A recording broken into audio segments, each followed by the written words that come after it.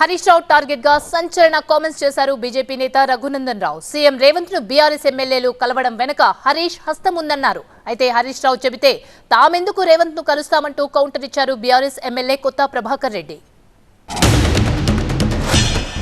హరీష్ రావు గారి ప్రోత్సాహం లేకుండా, హరీష్ రావు గారి ప్రోత్సాహం లేకుండా, హరీష్ రావు గారికి తెలియకుండానే ఈ నలుగురు ఎమ్మెల్యేలు పోయి నిన్న ముఖ్యమంత్రి గారిని కలిసి వచ్చిరా.